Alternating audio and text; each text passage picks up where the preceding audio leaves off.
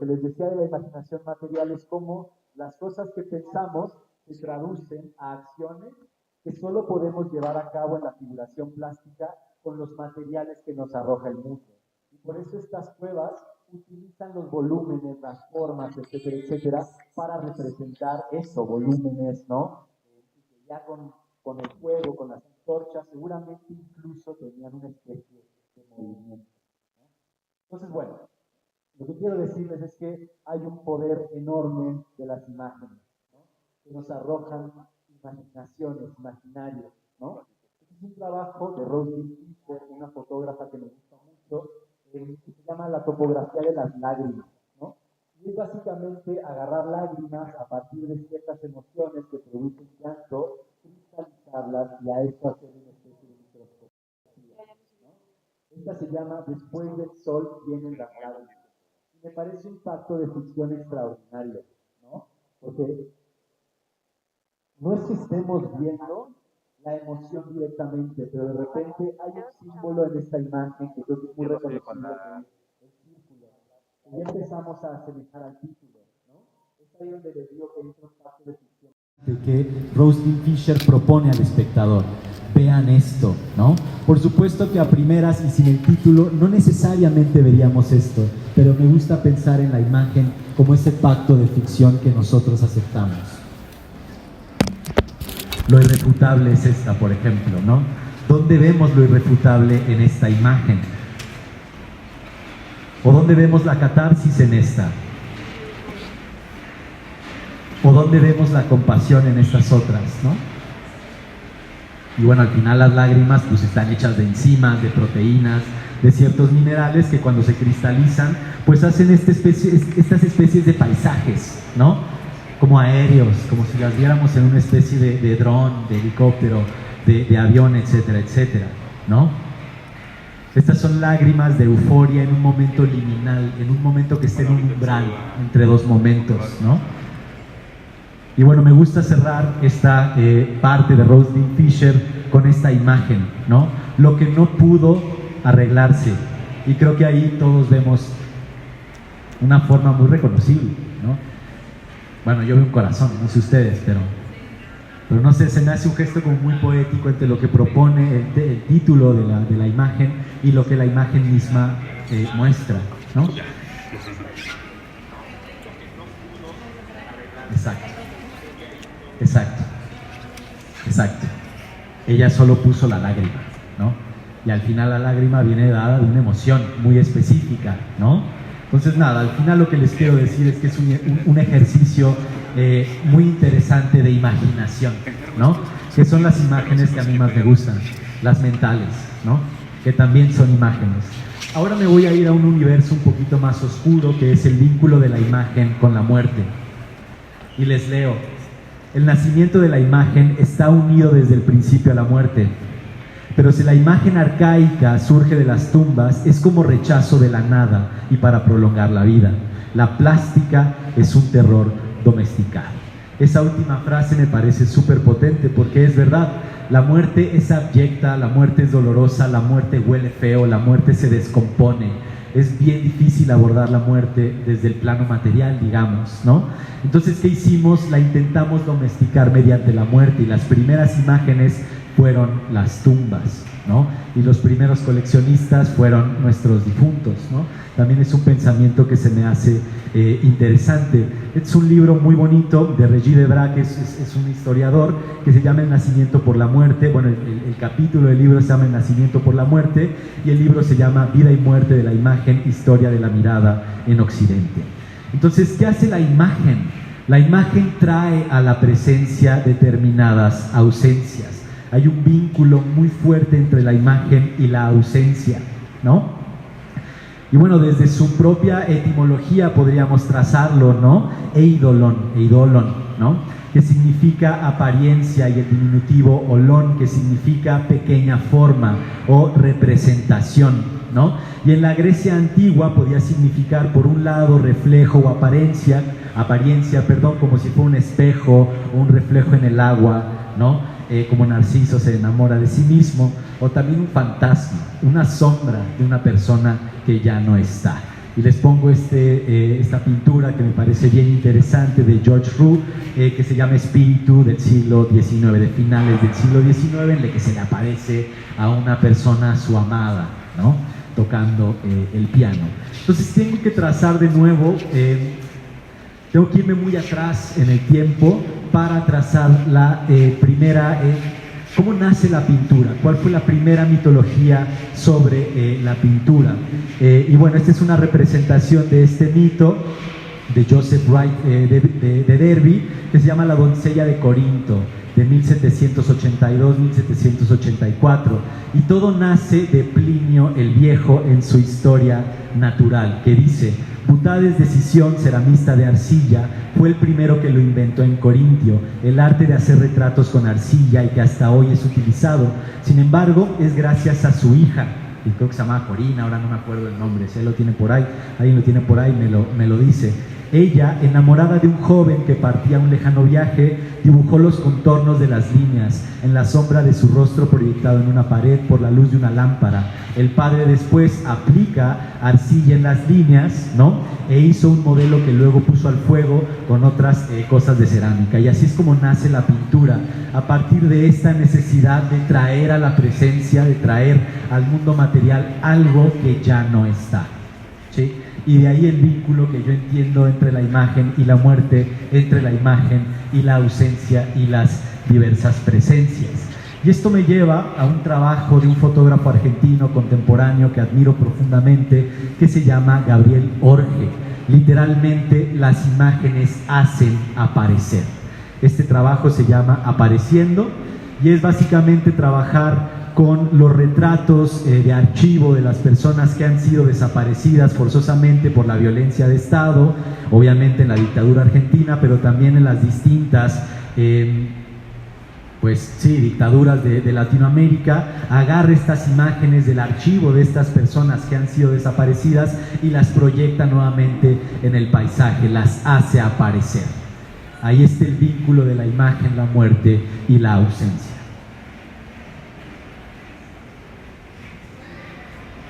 Que aparte esto también es una pieza de video, y cuando lo ves en video literalmente el viento va moviendo los árboles y son espectros que regresan de la muerte, ¿no? Para volver a saludarnos, para decir aquí seguimos, ¿vale? Mientras nos sigan representando en imágenes o en la memoria también. Este es el desierto de Atacama en Chile, que también se sabe que es uno de los lugares donde más se han tirado pues estos cuerpos de personas que las dictaduras pues van sustrayendo. Entonces, esto me lleva a otra frase sobre el poder de las imágenes, ¿no? Y dice: si la imagen está en algún sentido suficientemente viva para despertar el deseo, o si no viva, lo bastante provocadora para lograr eso mismo, entonces es más de lo que parece, y sus poderes no son los que estamos dispuestos a atribuir a la representación muerta, y por lo tanto hay que poner freno a esos poderes o eliminar a lo que los origina. Esto también está un poco vinculado a la idea de censura de las imágenes. Y para ahondar un poco en este tema sobre la potencia, el poder que tienen las imágenes, me voy a ir otra vez muy atrás en el tiempo. Y ustedes disculparán que siempre vuelvo atrás en el tiempo, pero es mi condena un poco por historiador, por esta idea de la historia de las imágenes. Me voy a ir a la Edad Media, justamente a la querella iconoclasta, un momento en el que se define desde la filosofía de la imagen, sobre todo cristiana evidentemente, qué contiene una imagen, no qué le depositamos a una imagen. Para no hacerles el cuento largo, la querella iconoclasta, para quienes no la conozcan, es un conflicto teológico-político que sacude sobre todo al Imperio Bizantino durante los siglos 8 y 9 después de Cristo, ¿no? Y se centra básicamente en la legitimidad del uso de imágenes religiosas en la liturgia cristiana, en la adoración cristiana, ¿vale? Y bueno, vuelvo un poco a la etimología, que es iconoclastes, que es rompedor de imágenes, ¿vale? Y como contexto, un poco como contexto histórico, situémonos. El imperio occidente, el imperio romano de Occidente está ya totalmente destruido y solo queda el imperio bizantino, ¿no? El imperio romano de Oriente. Entonces, bueno, pasa que en un mundo que el imperio islam empieza también a conquistar todos estos territorios bizantinos, pues empiezan a hacer muchas preguntas sobre el uso de las imágenes, porque recuerden que el universo islam no permite en la veneración las imágenes figurativas, es decir, Mohammed o Alá no pueden tener una figuración humana, digamos, ¿no? Entonces, bueno, aquí les pongo una imagen de cómo pues destruían las imágenes de los santos, literalmente, ¿no? Y aquí algunas representaciones de cómo se representaba a Mahoma, este profeta del Islam, que me parecen bien interesantes, porque fíjense que por un lado está en llamas, o parece estar en llamas, que ya llegaremos al fuego, hacia allá vamos, ¿vale? Pero tampoco tiene rostro, ¿no? Aquí es la cueva donde a Mahoma se le aparece el arcángel Gabriel para decirle, pues tú eres el elegido, ¿no? Y esta es una de las pocas representaciones visuales en las que Mahoma tiene un rostro, ¿no? Que es justamente cuando está dialogando con el arcángel Gabriel. Bueno, más representaciones que fíjense, siempre está en llamas y siempre está sin rostro, ¿no? Aquí está la muerte de Mahoma. Y esto se los digo porque tiene muchas implicaciones esto también en lo contemporáneo, ¿no? Es decir, qué poder ejercen sobre nosotros y sobre nosotras las imágenes.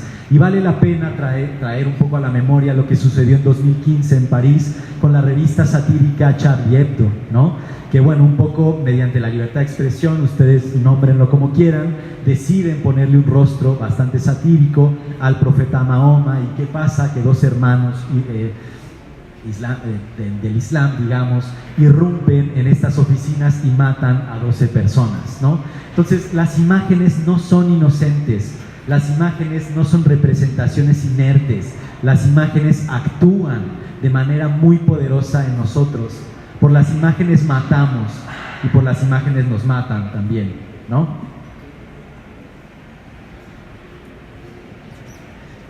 Más imágenes de la representación de la querella iconoclasta, ¿no? De cómo van tirando al fuego estos santos de las iglesias, ¿no?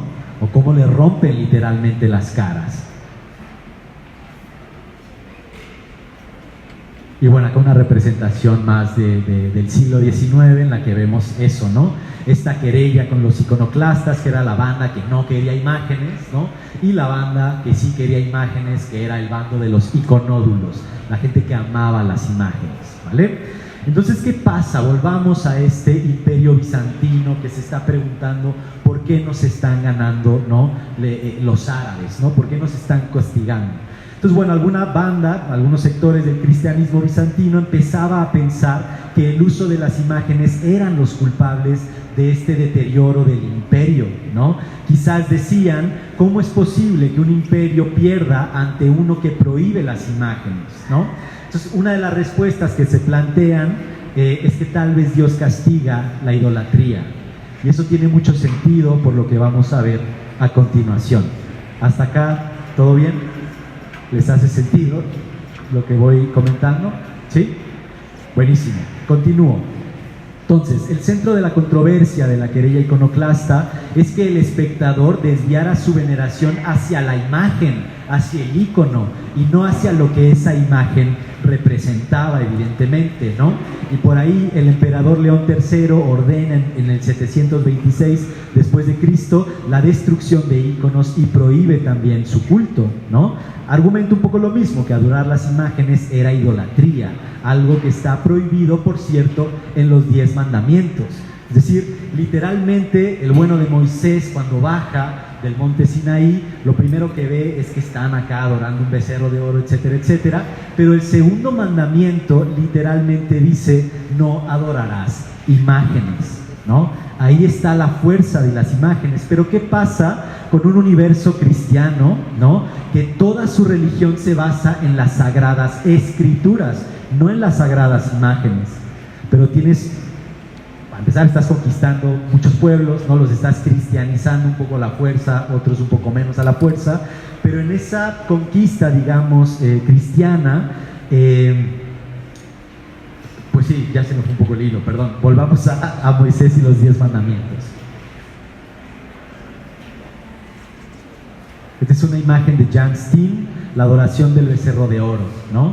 Que bueno, por si no se saben este pequeño pasaje de la Biblia, aquí les pongo un pequeño extracto del Éxodo que dice: mas al ver los del pueblo que Moisés tardaba en descender del monte, se acercaron a Aarón y le dijeron: levántate, haznos dioses que vayan delante de nosotros, porque a ese Moisés, aquel hombre que nos sacó de la tierra de Egipto, no sabemos qué le haya acontecido, ¿no?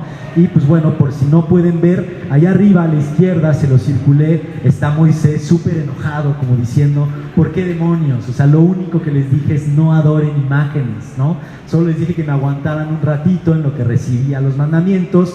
Vuelve con el pueblo judío, ve que están adorando un becerro de oro, rompe los mandamientos, ¿no?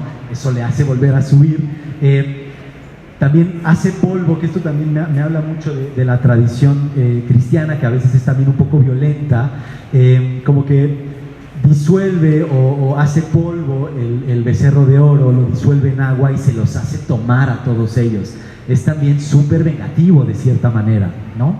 Entonces, bueno, la pregunta central aquí es: ¿a partir de quién podrían imaginar a Dios y qué imagen de Él podrían dar? Este es Isaías, por ejemplo, también parte de la Biblia, ¿no? Y me parece súper bonito cómo representaba justamente el Islam esta idea de lo divino, ¿no? No como lo hizo después la tradición cristiana, ya mediante más bien mediante figuraciones humanas, ¿no? Que por cierto es mucha pedagogía, que también hacia allá voy, pero bueno, es hermoso también cómo se representa de otra manera lo divino, mediante las geometrías, mediante la geometría imbricada y compleja de la naturaleza también, ¿no?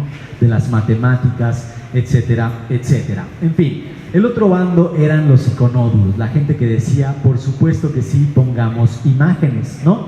Y básicamente todo se resuelve en el segundo concilio de Nicea, que los concilios eran como, se juntaban la iglesia ortodoxa y la no ortodoxa y empezaban a decir: ¿qué vamos a hacer con nuestra liturgia? ¿Cómo va a ser el rito cristiano? Y se ponían de acuerdo en que sí y que no. Y puntualmente en el segundo deciden que al final, pues las imágenes sí van, ¿no? Porque las imágenes son pedagogía. Ya las imágenes en sí mismos son de alguna manera educativas. Las imágenes nos arrojan cosas que son a veces fáciles de leer, y ahí es donde también existe su peligro y su posibilidad, como bien decía Andrea Soto Calderón al inicio de la presentación. Entonces, bueno, uno de los iconódulos más importantes era un cuate de Siria que se llamaba Juan Damasceno, que decía que las imágenes no eran los dioses, sino ventanas simbólicas hacia lo sagrado, útiles para la devoción y la pedagogía. Quedémonos con esto, la imagen como pedagogía. Y ahora voy a dar un salto cuántico hacia el futuro, ¿vale? Seguramente recuerdan quién es este personaje, ¿sí? Javier Duarte, ex gobernador de Veracruz. Esta fotografía la hace Rubén Espinosa.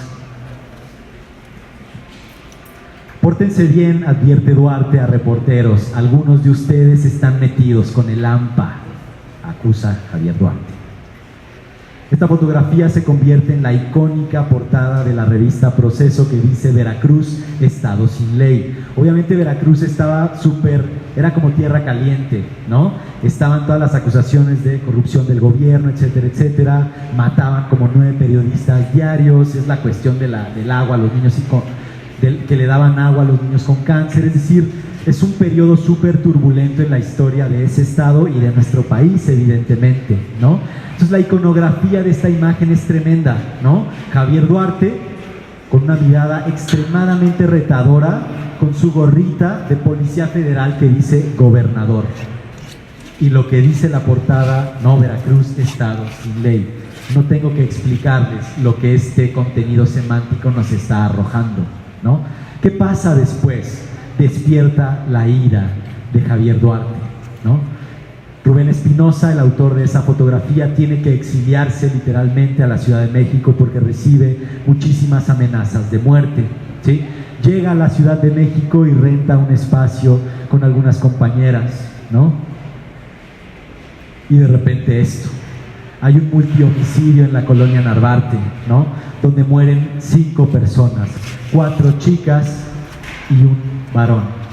Entre ellos estaba evidentemente Rubén Espinosa, ¿no? Entonces las imágenes son pedagogía, las imágenes nos dicen, si haces esto te va a pasar esto también, ¿no? ¿Y qué pasó después? Levantó la ira de todo un pueblo, de todo un gremio, ¿no? De los fotoperiodistas, fotógrafas, fotógrafos, etcétera, etcétera, que salimos a la calle a protestar por el asesinato de Rubén Duarte. Eso por un lado. Por el otro lado les voy a enseñar otro caso de cómo creo que la imagen también es pedagogía. Este es un pelín más gracioso, pero después me voy a ir a otro un poco tremendo, así que lo siento mucho. Esto me lo encontré yo mientras paseaba a mis perros el otro día en mi colonia, ¿no? Yo sé que no alcanzan a leer, así que les voy a hacer un poquito de zoom. Sé que ahí todavía a lo mejor es difícil ver, les voy a hacer un poquito más de zoom. Dice, vecino, por favor respeta mi fachada, jala a tu perro al árbol, ¿no? Y por si eso no fue suficiente, te pongo una imagen de la Virgen, ¿sí? A ver, que tu perro orine sobre la imagen de la Virgen, y les juro que ningún perro volvió a hacer sobre esa fachada. Las imágenes son pedagogía, ¿sí? Y eso me lleva a esta imagen de Esteban Murillo, la Inmaculada Concepción de los Venerables, del barroco, ¿no? Del siglo XVII. Y se las pongo en el contexto de enseñarles esta imagen previa, ¿no? De la Virgen sobre una fachada para que los perros no hagan sobre la fachada, porque quiero mostrarles un caso que también me parece súper problemático y súper tremendo. El feminicidio de Ingrid Escamilla. Y lo digo porque México es un país súper guadalupano, ¿no? En el que se venera de una forma exacerbada, ¿no? A la figura de la Virgen, pero también es un país donde se matan 11 mujeres al día solo por el hecho de ser mujeres. Ingrid Escamilla, bueno, tenía una pareja y en febrero de 2020 esta pareja la asesina, ¿no? Y no solo la asesina, la desolla, le quita la piel de los huesos. ¿Qué pasa después? Los peritos van y, como es su chamba, hacen un levantamiento de fotografías de la escena del crimen, ¿sí? ¿Y qué pasa después? Esos peritos filtran a los periódicos de nota roja esas imágenes de Ingrid Escamilla, bueno, tremendas, ¿no? Y acaban en un periódico, en una serie de periódicos de nota roja, de estos como el Pulímetro, el Gráfico, que son tremendos, ¿no? Y que, como vimos ahorita con la revista Proceso, también la semántica, ¿no? De sus portadas son tremendas. Dice, la culpa la tuvo Cupido y el cadáver, ¿no? Que se los quité porque pues no es necesario seguir enseñando esas imágenes del dolor tan tremendo de una persona, ¿no? Pero arriba hay una señora, una chica semidesnuda. ¿Sí lo ven? Es muy problemático lo que nos está arrojando esa portada de ese periódico. ¿Qué pasó después? Encendió la ira, ¿sí?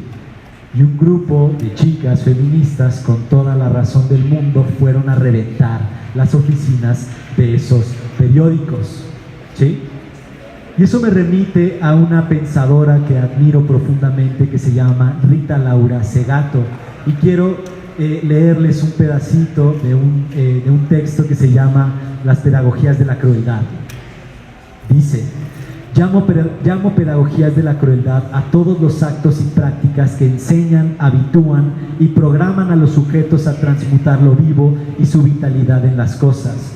En ese sentido, estas pedagogías enseñan algo que va mucho más allá del matar. Enseñan a matar de una muerte desritualizada, de una muerte que deja apenas residuos en el lugar del difunto. Es decir, esto que te estoy enseñando en lo público te puede pasar a ti, a ti, a ti, a ti o a ti. Esas son las pedagogías de la crueldad.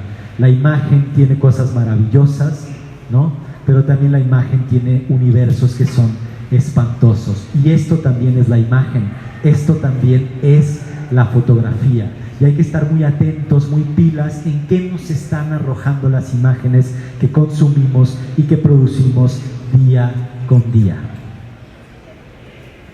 Y bueno, lo único que es positivo de todo esto es que deviene en una ley que se llama la ley Ingrid, que básicamente surge a raíz de esta problemática de la difusión indebida en redes sociales y en medios públicos de comunicación de estas imágenes tan tremendas, que viene una ley que básicamente prohíbe que ahora se hagan este tipo de portadas, de lanzamiento de estas imágenes, ¿vale?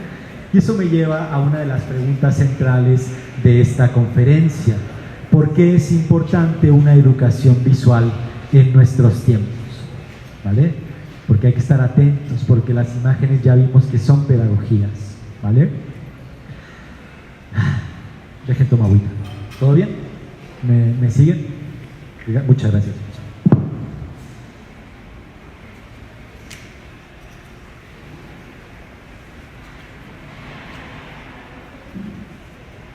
Nuevamente me voy un poco atrás en el tiempo, a donde hay un punto de quiebre a mi consideración, ¿vale? Esto ya es un poco personal. Me voy a ir a 1975, cuando el bueno de Steve Sasson, un ingeniero, hace la primera cámara digital de la historia. Aquí hay un punto de quiebre en las imágenes, ¿vale? Y que aparte, bueno, es este armatoste gigantesco que producía imágenes súper pesadas, bueno, más bien, hoy en día equivalen a nada, ¿no? Producía imágenes como de que 2 kilobytes, pero en esa época era como la gran cosa, ojo, y bueno, era súper compleja de transportar, de operar, etcétera, etcétera. Aquí está el bueno de Steve Sasson con su invento, un personaje súper orgulloso, me da mucha ternura Steve Sasson, ¿no? En fin, el tiempo pasa. Sony presenta en 1981 la primera cámara digital que se comercializa. Esta que vimos de Steve Sasson es como el primer prototipo que no llega al gran público consumidor, pero la Sony Mavica, que Mavica viene de Magnetic Video Camera, esa sí se comercializa ya al gran público consumidor. Y bueno, a la par también empieza a haber una suerte de innovaciones tecnológicas que también empiezan a anticipar un cambio de paradigma que se consolida en los 90s, finales de los 80s, con la aparición de Adobe Photoshop, donde todo empieza a desdibujarse, ya no sabemos qué es real, qué no es real, empezamos a entrar en una encrucijada de la que no hemos salido hoy en día, seguimos perdidos y perdidas en ese inmenso laberinto de imágenes, ¿no? Y bueno, les pongo esta imagen que me parece muy graciosa. Esta es la Sony Mavica, que como ven operaba con disquetes. A lo mejor algunos de ustedes pues ya ni les tocaron los disquetes, ¿no? Pero lo que hacía es que grababa pequeñas secuencias de video y tú ya en una computadora elegías qué frame o qué fotograma te gustaba para mandarla a imprimir. Estamos muy cerca de lo instantáneo, ¿no? De la idea de la imagen digital instantánea, ¿no? Y estas fueron las primeras cámaras digitales que se empezaron ya a ser extremadamente populares, ¿vale? Es decir, estamos llegando a la famosísima revolución de la era digital, la imagen como una mentira, o no sé si como una mentira, sino más bien como que falta a la verdad, omite, o falta a la verdad, creo que ese es un buen término. En fin, esta facilidad de manipulación de la imagen empieza a provocar una serie de imágenes que algunas de ellas hemos descubierto como escándalos. Una de ellas fue esta portada de 1982 de la revista National Geographic, que como ustedes saben, la fotografía, para empezar, siempre ha tenido desde que nace esta idea de veracidad, de testimonio, de mímesis. Y eso es bien problemático, porque la imagen, ya desde que uno encuadra algo y deja fuera el resto del mundo, ya estás haciendo una suerte de ficción.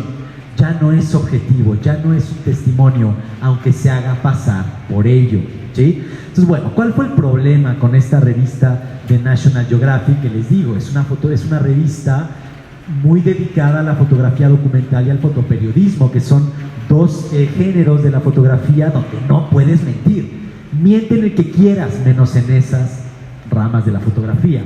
¿Cuál fue el problema? Esta es la portada que salió al público y esta es la imagen original. ¿Ven algún cambio? Ahorita se las pongo un poco de manera más evidente. ¿Aquí lo logran ver? ¿Qué está cambiando?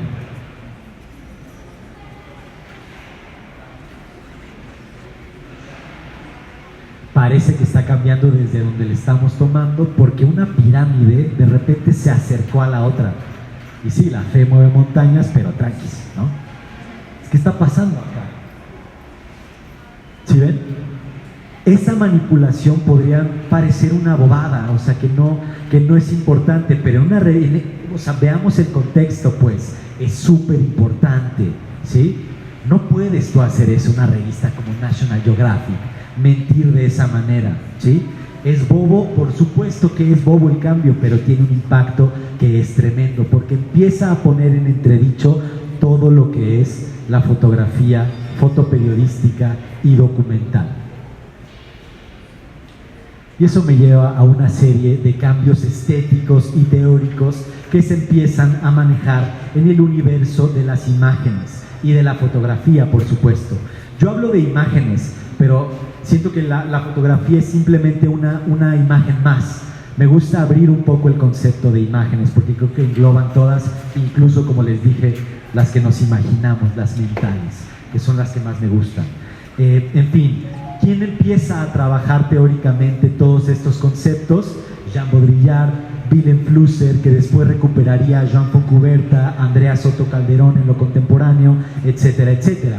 En fin, Willem Flusser fue un teórico checo-brasileño, y si no, corrígeme, Valeria, creo que sí, ¿no? Perfecto. Un filósofo checo-brasileño que escribe un libro súper importante que se llama Hacia una filosofía de la fotografía, 1983. Mucho ojo, justo cuando la onda de Photoshop, la fotografía digital empiezan a irrumpir en el universo de la imagen. Y advierte lo siguiente: las cámaras, ¿no?, como aparatos con programas predefinidos, condicionan el acto fotográfico y transforman al fotógrafo en una especie de funcionario de ese aparato, ¿no?, de ese sistema, de ese dispositivo.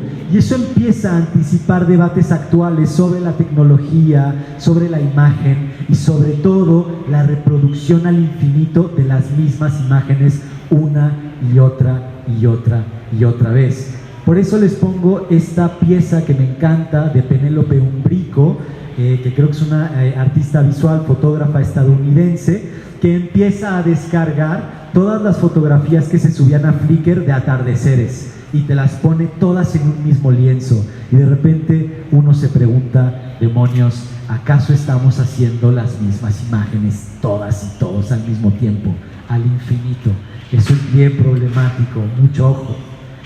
Llegan los 90s, una época fantástica, ¿no?, donde empieza a haber una expansión digital, ¿no?, y un posmodernismo, vamos a llamarlo así. Es decir, la fotografía y sobre todo su relación con la verdad queda en entredicho, ¿vale? En fin, hay una serie de fotógrafos que me gustan muchísimo, que ahorita vamos a recuperar. Uno de ellos es Jeff Wall, que Jeff Wall es un fotógrafo que utiliza la puesta en escena, pero la manera en que te enseña sus imágenes parecen verdaderas, parece como si tú perfectamente te pudieras llegar a encontrar ese cuarto, ¿no? Pero todo es una puesta en escena meticulosamente arreglada, ¿vale? Ahora, esta proliferación de imágenes, sobre todo a partir del pensamiento de Jean Baudrillard, empieza a ser súper problemática porque se empieza a borrar la frontera entre lo real, ¿no?, entre la realidad y la representación de esa realidad. Él lo llama el simulacro, las simulaciones. Vivimos en una especie de simulacro. Y por cierto, Matrix, la peli, es más o menos de estas épocas. Y Matrix es básicamente eso, una especie de cueva de Platón remasterizada al final de los 90s, pues, ¿no? Es una simulación, vivimos dentro de una simulación. Vean cómo todo parece estar interconectado en cuanto al pensamiento de esta época, ¿no? Y Baudrillard nos dice, vivimos en un mundo donde cada vez hay más información y menos significado, ¿no? Alguna vez Pancho me comentaba, Francisco Segovias, este señor que está ahí sentado, Francisco me decía algo que nunca se me ha olvidado, que decía, el internet es como un mar súper vasto, casi infinito, pero con esto de profundidad. y creo que tiene mucho sentido si lo entrecruzamos con todo esto que venimos manejando. Más imágenes de Jeff Wall, ¿no? Es decir, cómo son imágenes que parecen ser documentales, que parece que nos la podemos encontrar en la calle como street photography, pero todo es falso, todo es una puesta en escena. Entonces, ¿qué es real y qué no? Esa es la cuestión central del universo contemporáneo de la imagen. Otro fotógrafo que me gusta mucho es Gregory Crewdson, que utiliza sobre todo la metodología del cine, ¿no? Las lógicas del cine, es decir, hacer toda una producción de la imagen, pero no para una escena, sino para solo un cuadro, solo un fotograma.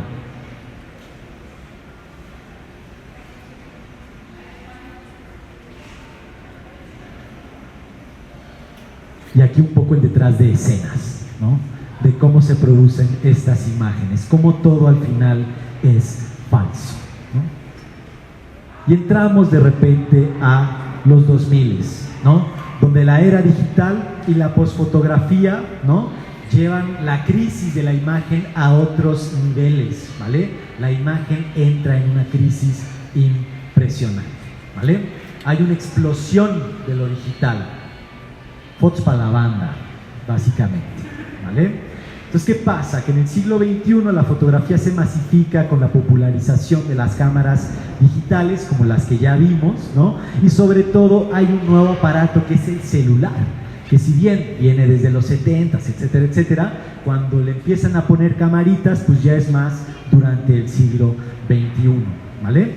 Y no nada más eso, sino que entre 2005 y 2010, es decir, pleno inicio del siglo XXI, nacen las redes sociales como Flickr, Twitter, Instagram, Facebook, etcétera, etcétera, que transforman la fotografía en un lenguaje cotidiano de comunicación global. Es decir, más personas documentan su realidad, pueden documentar su realidad porque ya tienen cámaras en sus aparatos que son cada vez más accesibles, ¿no? Pero también genera un exceso de imágenes que son efímeras, que se descontextualizan y que empiezan a competir por nuestra atención en el doom scrolling, como le dicen hoy, de las redes sociales. No paramos de scrollear y scrollear hasta el infinito, ¿vale? Todo lo que hacemos busca desembocar en una fotografía. Y esta frase la estoy parafraseando no solo de esta diapositiva, sino de un libro que Susan Sontag escribe en los 70s sobre la fotografía, por si les interesa. Es un gran libro. Entonces vemos que es algo que se viene trabajando ya desde mucho tiempo atrás, pero hoy está ya en una vorágine que es tremenda, que asusta, ¿sí? Hacemos imágenes genéricas. Y estas imágenes las saqué de un hashtag en Instagram de la artista que hace esta instalación, que es Yayoi Kusama, una artista japonesa que tuvo, ahora no me acuerdo en qué recinto cultural de la Ciudad de México, no recuerdo si era el Tamayo o el Jumex, el Tamayo, ¿no? Bueno, ahí tuvo su expo, la buena de Yayoi Kusama, y pues bueno, tenía este cuarto de los espejos que se llama Infinity Room o una cosa así, en la que literalmente había una especie de pedestal donde uno se podía posicionar para hacerse esta imagen. Y no les miento, esta pequeña cuadrícula de imágenes la habré hecho en 2018 más o menos, ¿no? Y ya tenía como 3 millones de imágenes idénticas. Hoy estamos en 2025, es decir, esa cantidad de imágenes hoy en día tiene que ser extremadamente superior. ¿Me siguen hasta acá? ¿Todo bien? Perfecto. Sigo con Jean Baudrillard. Vivimos en la reproducción indefinida de ideales, de fantasías, de imágenes, de sueños que ahora quedan a nuestras espaldas y que, sin embargo, tenemos que reproducir en una especie de indiferencia fatal. Estamos en un bucle de las mismas cosas hacia el infinito. 70 millones de películas de Halloween, 70 millones de películas de Batman a través del tiempo, 80 millones de películas de Rápido y Furioso. Hay una escena en la que Vin Diesel está en su carro, en un puente que tiene un hueco, y viene un tanque del otro lado, y una bola sale volando, y Vin Diesel sale volando, y se chocan en el aire, güey. en el aire, huevón, y caen encima de un carro, y Vin Diesel dice, yo no sabía que íbamos a caer acá, tuve fe. ¿Qué? Creo que todo está ahí más o menos resumido, ¿no? Es decir, esta es otra imagen que también nos plantea frente a la paradoja, ¿no? ¿Esta imagen es de 2002 o es de 2025? Es la cartelera, ¿no? De 2025, efectivamente, pero vean las pelis: Lilo y Stitch, Misión Imposible, Destino Final y Karate Kid. ¿Qué? Ahora sí que como el chico, ¿qué?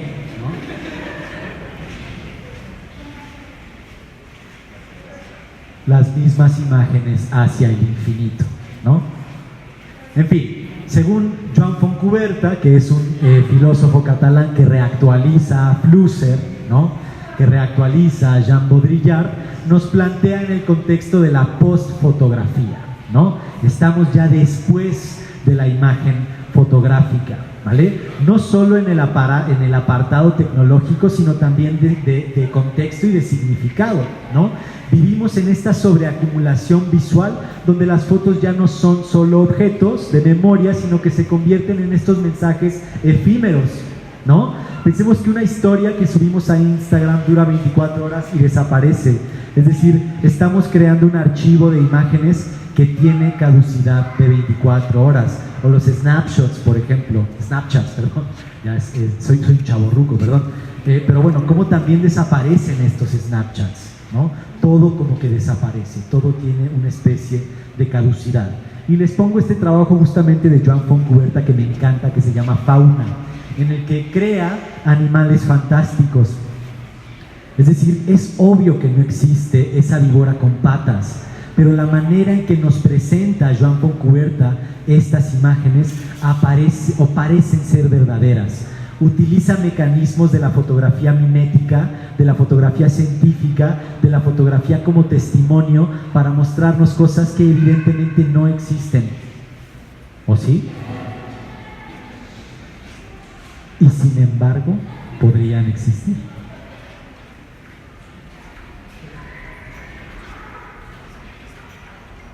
Les leo un poquito a Fontcuberta. La descontextualización no solo modificaba un valor de uso, sino que sobre todo pulverizaba a la noción misma de que la fotografía es la prueba de algo, el soporte de una evidencia. ¿Evidencia de qué?, se pregunta Fontcuberta. Quizá evidencia solo de su propia ambigüedad. ¿Qué queda entonces del documento? Y este texto, también, ojo, el beso de Judas, es icónico en el universo de la fotografía, es de los 90s también, o sea, ya tiene, ¿sí? Y eso me lleva a esta fotografía. Si la fotografía es evidencia de algo, ¿de qué es evidencia esta imagen? Ni siquiera sabemos qué hay en esa imagen, es súper compleja, es súper rara también, medio abyecta incluso, ¿no? Es parte de un trabajo bien interesante que hacen Larry Sultan y Mike Mandel, dos fotógrafos que durante mediados de los 70s más o menos agarran fotografías de archivos industriales y científicos y ponen en entredicho que la fotografía sea evidencia de algo. Las descontextualizan de esos archivos y nos las presentan aisladas. Entonces decimos, ¿esta foto qué me está diciendo? ¿De qué es prueba esta imagen?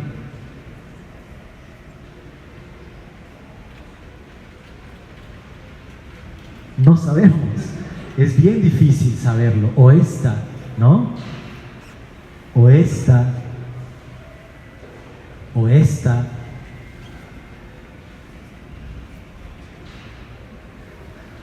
o esta. Una de mis favoritas, esta. ¿Qué demonios está pasando ahí? No tengo idea, ¿sí? Entonces la fotografía no es prueba de nada, no es testimonio de nada. La fotografía no es objetiva. Si acaso, siguiendo a Philippe Dubois, otro teórico de la fotografía, podríamos decir que la fotografía, si acaso, retrata el esto ha sido. A esto le dio la luz.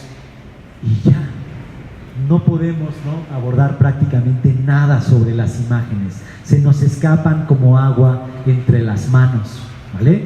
Sigo con la postfotografía, con el exceso de imágenes.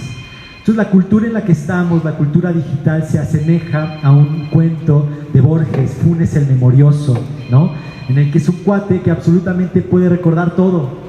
Cada cosa que sucede lo puede recordar. Imagínense lo abrumador que tiene que ser eso, ¿no? Hay mucho registro de las cosas, pero muy poco significado, ¿vale?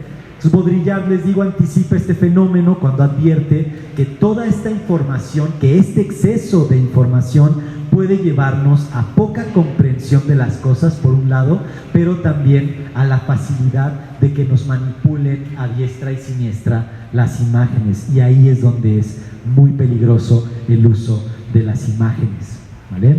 Es decir, la postfotografía plantea la crisis del medio.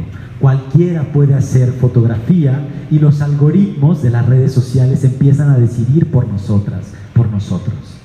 Nos metemos a Netflix y de repente, en vez de meterte al catálogo e ir buscando letra por letra, género por género, te dice, no veas eso, esto es lo que tienes que ver. Y nos presenta su catálogo que quiere que veamos. Pasa lo mismo cuando nos metemos a la lupita de Instagram, ¿sí? Es una especie de algoritmo que por supuesto funciona a partir de nuestras búsquedas, pero se alimenta de muchas otras cosas, de las cosas que quieren que veamos. Y perdón si sueno como muy conspiranoico, pero genuinamente lo creo, ¿sí? Bien, les pongo esa imagen que también saqué de una conferencia de Foncuberta, en el que hay un cambio súper paradigmático. 2005, la plaza de San Pedro, donde es la anunciatura del Papa. Es la de San Pedro, si no me equivoco, ¿no? O San Marcos, San Pedro, ¿no? Bueno, vean cómo todo el mundo está siendo partícipe del momento sin un aparato, sin una pantalla mediando, ¿no? Es cuando anuncian al Papa Benedicto XVI. Y ahora, 8 años después, 2013, vean el cambio con la anunciatura del Papa Francisco, ¿no? el que recién falleció, ¿no? Es un cambio impresionante. Ahora toda experiencia está mediada por una pantalla, por un aparato, ¿no? Y no quiero sonar como viejito diciendo, es que antes era mejor, antes vivíamos la vida. No, o sea, no es eso, es simplemente problematizar los signos de los tiempos en los que estamos viviendo hoy en día, que me parecen súper interesantes, no para satanizar, no para cancelar, no es mi intención es que lo vayamos como estudiando, porque pues al final somos una escuela de foto que problematiza todas estas cosas, ¿no?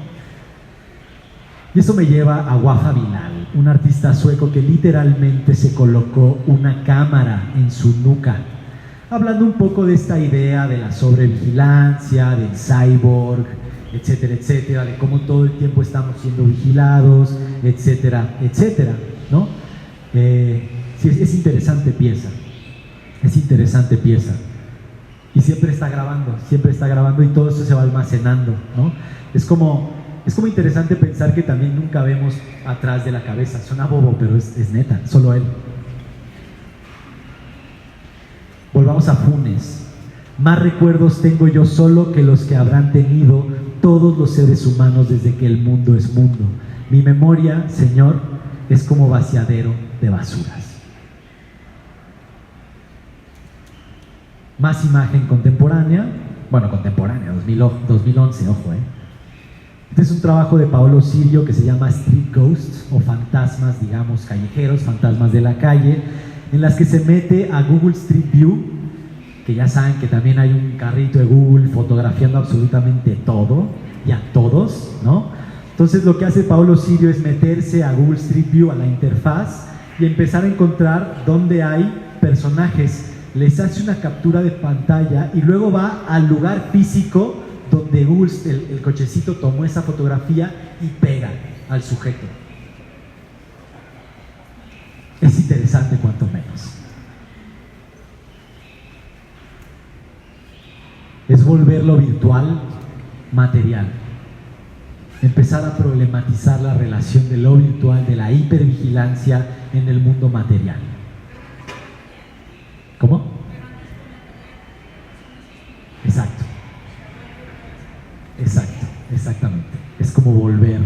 vuelvo al origen, ¿no? 100%.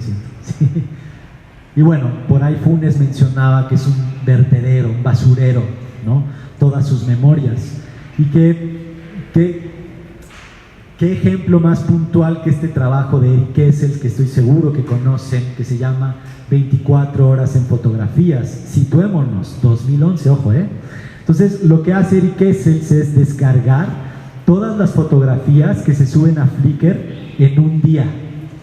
Las descarga todas a su computadora, las imprime absolutamente todas y las desparrama en una sala de una galería o de un museo, ¿no?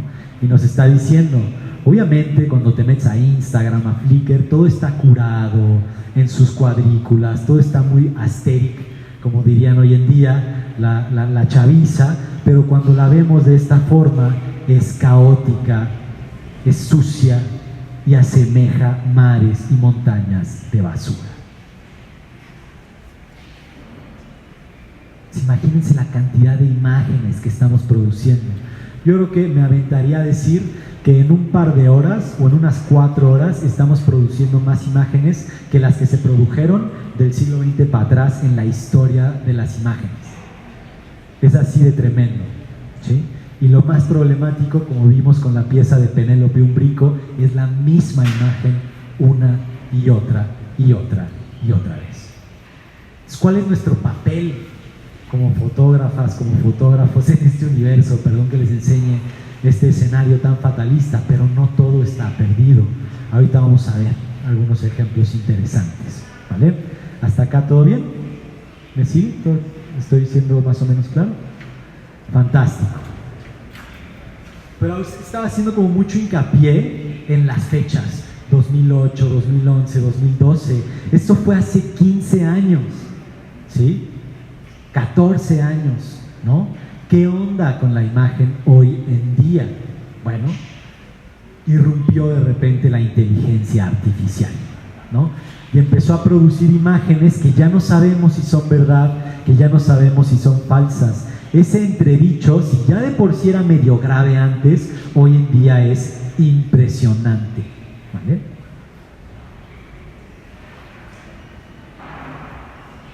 Esta es Putin, ¿no? Cabalgando un oso en un río. Increíble imagen, ¿sí? Es la imagen del poder también, ¿sí? Me recuerda mucho, y esto se los digo a mis estudiantes en la clase de la imagen como poder, en el que vemos cómo les enseño esta imagen, ¿no? Pero también si nos vamos a los altorrelieves de Mesopotamia, ¿no? Vemos al rey Asurbanipal matando leones con sus manos. Es lo mismo. Por eso les digo que siempre estamos haciendo las mismas imágenes una y otra vez, ¿sí? Messi y Dua Lipa siendo capitanes, ¿no? en un avión. Ahora, lo único que a mí se me haría súper falso es que pues no puede fumar un piloto puro en una cabina, ¿no? Aquí está Cristiano Ronaldo con Billie Eilish. Esta salió hace bien poquito, no sé si las vieron, rolando por las redes sociales. Yo esta sí me la comí con papas. Dije, wow, ¿cómo se toparon, no? ¿Cómo son tan buenos amigos? Entonces luego vi, o ya más o menos empiezas a topar ciertas cosas de la inteligencia artificial que dices, ah, claro, aquí en el diente, en la tal, hay como pequeñas cosas que uno ya empieza a identificar que es inteligencia artificial. Pero díganme si no que la del Papa súper sí podría haber sucedido. O sea, esa sí está muy cercana,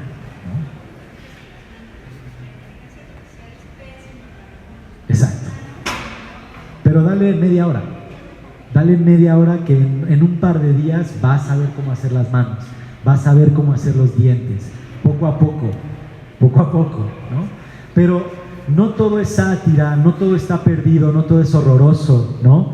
Hay otro tipo de trabajos que se hacen mediante el uso de inteligencia artificial que me parecen bonitos, hermosos, y si no les parecen a ustedes hermosos, cuanto menos evocativos, ¿vale?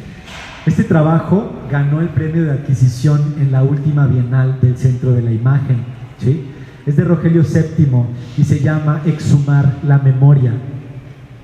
Y es una serie de retratos que se hacen mediante el uso de inteligencia artificial y es todo parte mediante un sueño que tiene Rogelio VII, en el que creo que sueña con su abuela, ¿no? Pero su abuela y esa tradición que viene como de un pueblo en Michoacán, no tienen imágenes. Ese pueblo, esa parte de su familia, esa rama de su familia no tiene fotos de ellos mismos, que también eso está bien cañón. Si no estás en imagen, no estás en la memoria, ojo, al menos en la memoria visual. Entonces, ¿cómo construye Rogelio VII estas imágenes? Mediante descripciones en el archivo y mediante testimonios de otros familiares que decían, era así, era asá. Entonces, mediante ese texto, esos testimonios que le vienen en texto, se lo pone a la inteligencia artificial y le produce una imagen de esos familiares que nunca pudieron tener una imagen, ¿sí? Entonces, me parece súper bonito este trabajo. Y ustedes dirán, pero es que es inteligencia artificial, ¿cómo demonios llegó a la Bienal, el certamen más prestigioso de fotografía en nuestro país, al menos el público, ¿no? ¿Cómo llegó este proyecto a ganar, no solo estar en la Bienal, sino el premio de adquisición? Le dieron varo a este proyecto, ¿no? Y lo que yo siempre digo es, como fue el Photoshop, como fue el celuloide para el coloreón húmedo, ¿sí? Son cambios que ya están acá, que suceden y que más bien creo que hay que aprender a utilizarlos, promover el uso responsable de estos aparatos, de estas nuevas tecnologías y darles usos interesantes, ¿no? Y no cancelar. Cancelar, al menos a mí no me interesa mucho, sino más bien ver cómo se les puede dar usos interesantes. Ya están acá, se van a utilizar. Ni modo. Sobre todo las nuevas generaciones las van a utilizar. Más bien hay que promover un uso responsable, un uso creativo y un uso que tenga potencia, como creo que tiene este trabajo del bueno de Rogelio VII. ¿Hasta acá todo bien? Continúo. Si se aburren me dicen. ¿Qué implica entonces enseñar a mirar, tacho, enseñar a sentir las imágenes desde sus infinitas capas de significado, desde sus infinitas posibilidades, como decía Andrea Soto Calderón al inicio de la presentación? Y tacho mirar, porque también a veces me parece interesante poner en entredicho que el sentido primario para hacer y ver imágenes sea el de la vista. Yo no siento que tenga que ser así. Prueba de ello es Eugen Bafka, ¿no? Que es un fotógrafo ciego. Un fotógrafo ciego, por supuesto que puede hacer imágenes, porque le hemos dado una cierta primicia al sentido de la vista, pero tenemos otros 4 que nos permiten también producir imágenes, producir significado y producir sentido. Por ejemplo, ¿a qué sonaría esta imagen? Si le pusiéramos play, ¿qué sonidos emitiría esta imagen?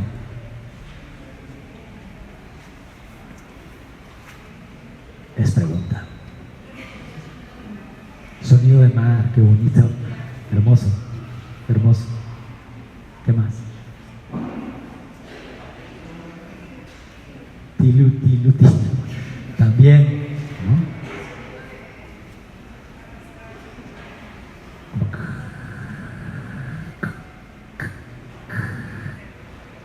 Pero ¿cómo sonaría esta?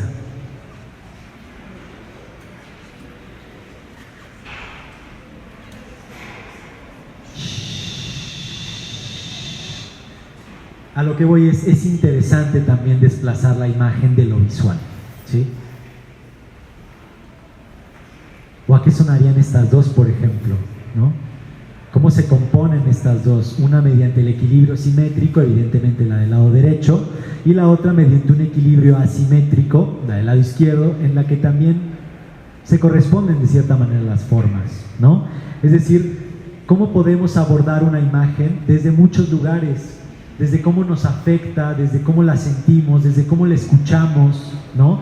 Desde sus capacidades geométricas, ¿sí? Como esta maravillosa fotografía de inicios del siglo XX de Edward Weston,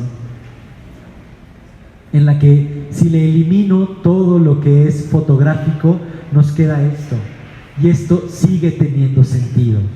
Es decir, una imagen se puede abordar desde muchísimos lugares distintos, Tiene muchísimas capas de significado una imagen, ¿sí? Esta es otra que me gusta compartir siempre, ¿no? Que sale en un icónico texto que escribe Roland Barthes, ¿no? La cámara lúcida, para explicar un concepto que él llama el punctum, el punto, ¿no? ¿Qué es el punctum para Roland Barthes? Es un pinchazo, un pequeño agujero, una pequeña mancha, un pequeño corte, un lance de dados, un azar. El punctum de una fotografía es ese azar que en ella me despunta, pero que también me lastima, me punza. Barthes, para elaborar toda esta idea del punctum, habla de una imagen, de una fotografía de su mamá. Es decir, su madre muere y cuando empieza a ver fotografías de su mamá, de repente encuentra una en la que es más su mamá que en ninguna otra imagen. Y es una imagen de su mamá cuando tiene 5 años, ¿no? Entonces me imagino a Barthes viendo esas imágenes de su madre, haciendo el duelo, ¿no?, que implica la muerte de su madre, y de repente encontrarse una foto de su mamá en un invernadero cuando es una niña y decir, esta imagen, más que todas las demás, me está matando, me está lastimando. ¿Y por qué les enseño esta imagen de Louis Payne, hecha por Alex Gardner? Es una imagen de un cuate que era Louis Payne, que es uno de los que planean el asesinato de Abraham Lincoln, ¿no? Lo agarran, lo meten a la cárcel y le dan una sentencia de muerte. Es decir, este cuate lo mataron, digamos, por el crimen que hizo, ¿no? Entonces a Barthes esta fotografía le punza, le lastima. ¿Por qué? Porque es una fotografía de una persona que sabe que en unos días lo van a matar. Y saber eso cambia la fotografía de repente. ¿Sí lo ven? Es ver los ojos de alguien que tiene la certeza de que se va a morir. Y todos la tenemos, todas la tenemos, yo lo sé, pero al menos no 100% certero de que mañana me van a matar. Y eso, dice Barthes, hay algo que está operando en mi cuerpo. ¿Sí lo ven? Es interesante, ¿no? Ahora, podemos abordar la imagen desde otro universo, desde el universo que Avi Warburg diría el síntoma de la cultura, y cómo las imágenes, les digo, siempre retornan. Les digo, Asurbanipal matando un león, Putin cabalgando un oso, es prácticamente la misma imagen o el mismo mensaje, ¿sí? Esta es una imagen de Carlos Jurado, un extraordinario fotógrafo que trabajaba sobre todo con las cámaras estenopeicas. Se llama Ahorcadito con vaso, de 1996. Pero vean cómo retornó esta imagen. Fernando Brito, imagen contemporánea, fotoperiodista o fotógrafo documental, que sobre todo retrata las secuelas del narco, ¿no? Es como hay un síntoma que siempre retorna, ¿no? Un síntoma de la cultura, al menos en nuestro país, una cultura muy cercana a la muerte, ¿sí? Desde sus aspectos prehispánicos, simbológicos, etcétera, etcétera, simbólicos, perdón, como iconográficos, ¿sí? Entonces, ¿cómo puede la imagen volverse una herramienta crítica dentro y fuera del aula? Y un poco para elaborar estas ideas de cómo la imagen puede ser crítica, siempre les presento esta imagen, que ahorita está tapada por una descripción. ¿Alcanzan a leerla? Más o menos. ¿Alguien quiere leerla? Le paso el micrófono.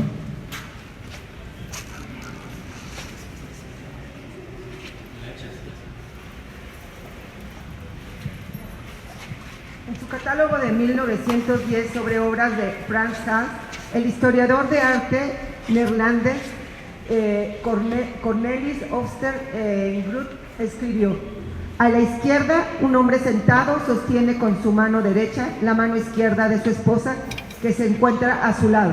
A la derecha, ambos se miran mutuamente. Él luce un ligero bigote e imperial. Lleva un sombrero negro alto, un traje de terciopelo negro con cuello y puños de encaje y botas de montar altas, adornadas en su interior. Ella viste un traje gris verdoso con corpiño y sobrefalda negros, decorados con lazos amarillos. Completa su atuendo con gorra, cuello y puños blancos, todos ellos rematados con encaje. Su mano izquierda descansa sobre una propia rodilla izquierda. A la izquierda del hombre se encuentra un joven que sostiene un bastón en la mano derecha mientras apoya la izquierda a su costado. Sonríe levemente al espectador, mas a la derecha, en el mismo plano que la pareja, aparece su hija, que dirige la mirada hacia el primer plano, en el lado izquierdo. Su brazo derecho cuelga relajado a un costado y en la mano izquierda sostiene un abanico cerrado. Viste un vestido oscuro, un tocado blanco con adornos rojos, un fino cuello blanco y puños a juego. A su lado, a la derecha, un caniche se agacha. En el fondo, a la izquierda, se distinguen árboles, a la derecha, una ciudad.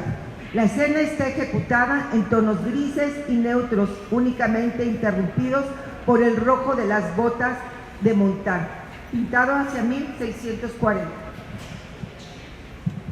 Muchísimas gracias, claro. Bueno, que no sepa, un caniche es un perro. Esta es la imagen. ¿Quién fue la única persona que no fue descrita? La persona negra, ¿no? Entonces, ¿cómo de repente la imagen se puede convertir en una especie de síntoma de un racismo de esta Europa imperial, de repente, ¿no? Porque evidentemente poner a esa persona implicaba una especie de estatus, ¿no?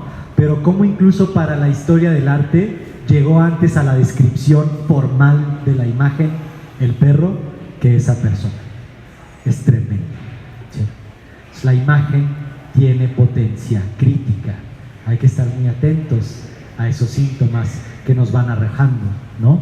O estos otros grabados que llegaban de las colonias, ¿no? Sobre todo de las colonias de las Indias, ¿no? Hacia los territorios europeos, ¿no? Para que los grabadistas, la banda que hace grabados, pues pudiera hacer estos grabados. Y bueno, la manera en que se muestra es bastante estereotipada, ¿no? Como que empieza a conformar una idea del otro, ¿no?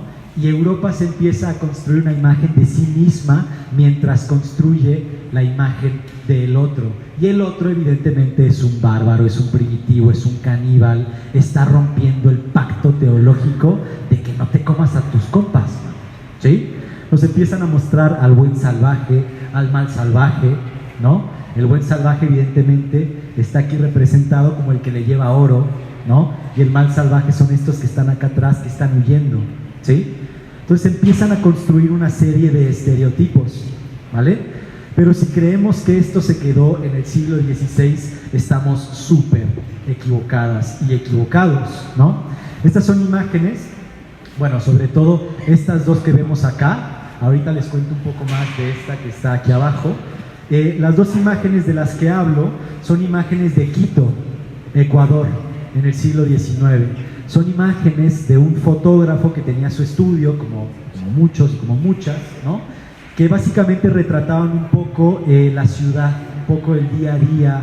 Y piensen que en el siglo XIX, como pasó aquí en México, hay una intención de aburguesar, de limpiar, de blanquear, de afrancesar las ciudades, ¿no? Entonces la fotografía no escapó eso, ¿sí? Si se fijan bien, aquí hay una especie de borronamiento, hay como que aquí tacharon el negativo, ¿sí? O sea, aquí literalmente estamos viendo cómo el fotógrafo de Quito, que se llamaba José Domingo Lazo, borra el elemento indígena, ¿sí? Y literalmente en el álbum, porque eran álbumes, en el álbum dice, estos elementos están afeando las cosas, ¿sí? Ahora, no les muestro esto para cancelar a José Domingo Lazo, no es mi intención ser así, pero sí que problematicemos este tipo de cosas en las imágenes, ¿no? Porque parece que está lejano en el tiempo, pero ya vimos que siglo XIX se reactualizó esta idea de los caníbales, de los grabados del siglo XVI. Acá también podemos ver cómo borra este elemento, ¿sí? Y a veces cuando bien te iba, que no te borraba de la imagen, te construía mediante la impresión fotográfica una especie de vestido victoriano. La imagen de abajo es de Milagros de la Torre y es un trabajo extraordinario de fotografía de archivo en el que se llama la autora Milagros de la Torre, y el trabajo se llama Bajo el Sol Negro. Y este trabajo básicamente agarra fotografías de archivo de fotógrafos minuteros, estos que se ponen luego, ya no tanto, pero antes se ponían en las plazas, ¿no? Para hacer retratos para la gente, ¿no? Entonces, lo que nos está mostrando Milagros de la Torre, si se fijan, no es la impresión final, sino el artificio. Nos está mostrando el negativo, y todas tienen una capa roja. ¿Por qué hay una capa roja? Porque eso bloquea la luz, por lo tanto blanquea la piel, ¿no? Es decir, hay una necesidad de blanquear la piel, porque pensemos que estos eran fotos de identificación, ¿sí me entienden? Hay una aspiración a la blanquitud de repente, ¿sí? Y todas estas imágenes son muy evidentes en mostrarlo de manera crítica, y por eso siento que siempre hay que estar súper atento a lo que las imágenes nos arrojan. Y les digo, parece que fue hace mucho tiempo, pero esto fue hace nada. Esta es Kate Middleton, ¿sí? Y este es el Manuel Velasco, ¿no? El que fue gobernador de Chiapas, el que es, no sé si sigue siendo esposo de Anaí, no tengo idea. Pero vean cómo no hemos escapado de repente de este bucle. Las cosas que parecen muy lejanas en el tiempo siguen operando, y la imagen sigue participando en esto. O sea, hay que estar nada más, yo creo, un poco atentos en cómo producimos, en cómo consumimos también las imágenes que nos rodean. Y bueno, fotografía contemporánea. Este es un trabajo de Tonatiuh Cabello, un fotógrafo que admiro profundamente. Se llama De espaldas al centro. Es básicamente es un fotógrafo que se posiciona políticamente y artísticamente desde Nesa, ¿no? Que es oriundo de Nesa. Y De espaldas al centro es un poco justo eso, darle la espalda al centro, que sería la Ciudad de México, ¿no? Y todo lo que hay en estos territorios. Esta serie, esta pequeña secuencia de imágenes son de una ramificación de ese proyecto que se llama El Futuro Prometido, que son todas estas promesas que luego los políticos, etcétera, etcétera, pues le venden a la ciudadanía, y que luego no cumplen, y que se expresan de estas formas, ¿no? Este es súper interesante, el puente que no te lleva a ningún lugar, ¿no? O estas infraestructuras que al final se inundan, ¿no? O estos grandes proyectos del progreso que acaban siendo arqueologías de una promesa de futuro. Diana Cano, un trabajo de foto contemporánea que amo profundamente, que admiro profundamente a Diana.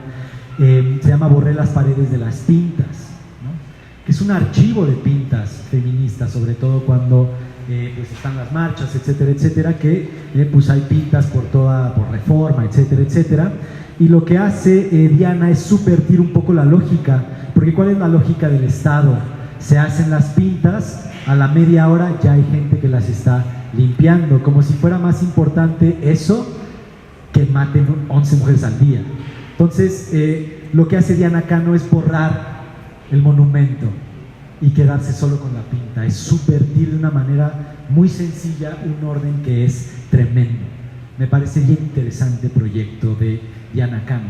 Y luego, bueno, está el proyecto de Valeria Arendar, Dos veces María, que es un trabajo también de archivo que mediante la ficción problematiza toda la historia de su madre, que es exiliada política de la dictadura cívico-militar y religiosa en Argentina de los 70s, ¿no?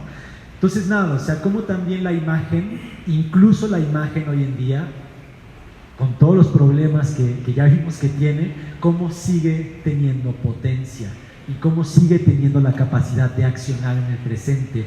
No todo está perdido, y estos trabajos son un gran ejemplo de ello.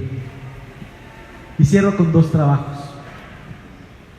Sonia Madrigal, también oriunda de Nesa, ¿no? Posicionada artísticamente y políticamente desde ahí. La muerte sale por Oriente, ¿no? Que creo que no lo debo de explicar. Veamos las imágenes.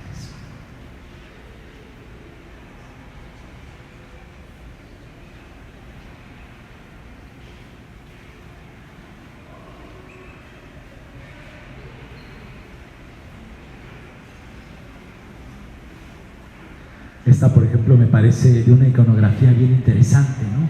Como en el centro está esta mano empuñando como símbolo, ¿no? Y de repente el del lado izquierdo, que es un varón con una espada, no sé, hay como que siento que es muy aguda Sonia en la manera en que articula sus imágenes. Es políticamente muy comprometida, pero también muy sencilla en cómo lo expresa. Es increíble este trabajo, ¿no?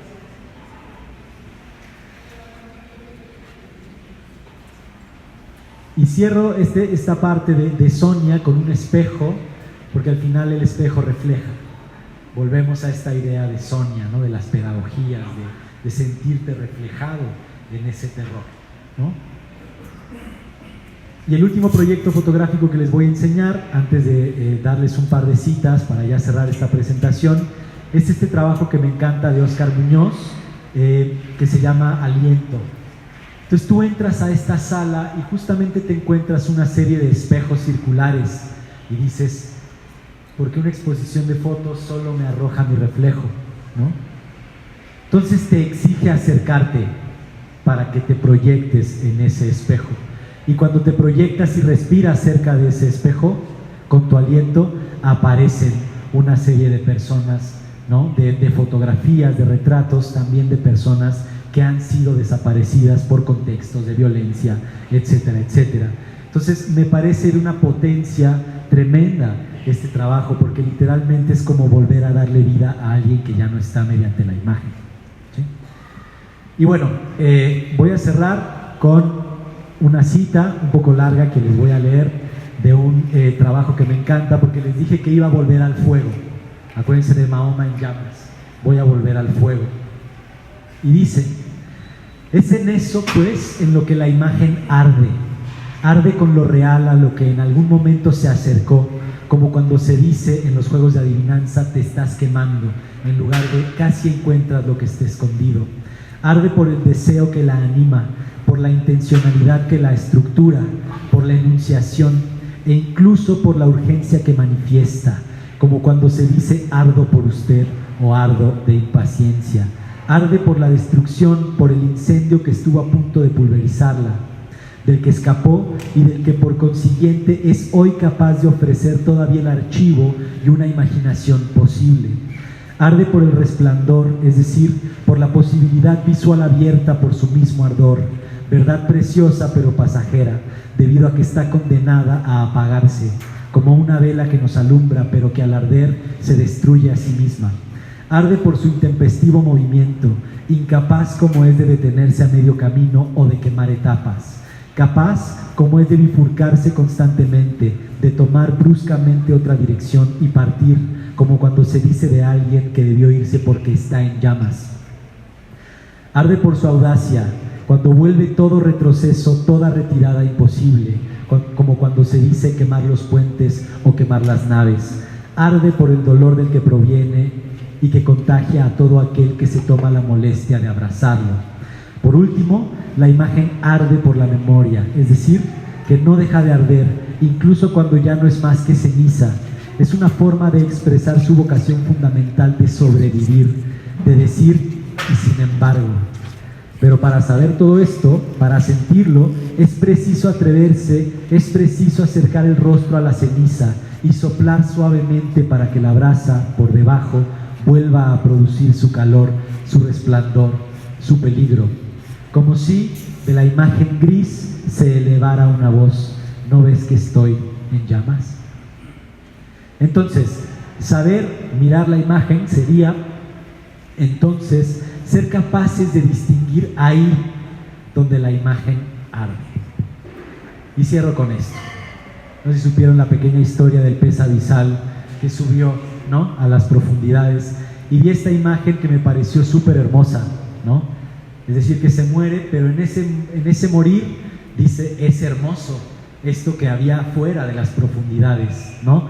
A lo mejor nunca lo hubiera sabido si no me hubiera acercado pues a ese calor, a ese quemor de una imagen, ¿no?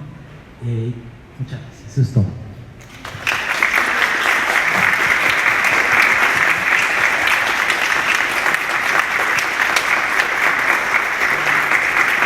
Muchísimas gracias por sus escucha atenta por estar acá y sostener esta presentación que estuvo pesada, ¿eh? 1 hora y media. Entonces, si quieren, abramos el diálogo, comentemos, hablemos, díganme cositas. Hola, buenas tardes, mi nombre es Luis. Yo estoy viendo que realmente siento que la imagen se está deteriorando demasiado por las collages o como le llaman arreglos que se hacen de cosas que no existen. Entonces realmente se está cayendo como en una locura de las imágenes, ¿no? O sea, como que esto ya no es creíble, como que yo diría en mi caso particular, eso ya no me interesa, ¿no? ¿Para qué me interesa ver una imagen que nunca existió? A lo mejor ni va a existir, sino simplemente está ahí como un arte efímero que por lo pronto está, pero va a desaparecer. Ya no lo explicaba usted. Entonces, pues yo siento que realmente, siento que el hacer sentir una fotografía también es caer dentro de la locura, ¿no? Porque a mí qué me sirve de ver una fotografía como la del preso que estaba ahí, que iba a morir. Pues yo la veo y no me inspira nada, pero si me la empiezan a explicar que mató a no sé quién, que está en una prisión, porque está en un atardecer, o sea, como que ya se pretende hacer sentir cosas que no existen, o sea, ¿a qué huele? ¿A qué sabe? ¿A qué suena? ¿A qué intensidad de luz está real o verdadera? Entonces, todas las imágenes están deteriorando, como que están cayendo ya en un estado chistoso, que realmente deja de ser interesante. Entonces yo siento que realmente hay que rescatar una buena fotografía enfocándose a la realidad. Yo creo que ese debería ser el camino que los fotógrafos deben de tomar para hacer una fotografía interesante, real, verdadera, que realmente me va a educar, que realmente me va a hacer describir una cosa verdadera, ¿no? ¿Para qué yo quiero una sarta de mentiras que un loco lo ve de una forma, otro de otra forma y todos estamos locos, ¿no?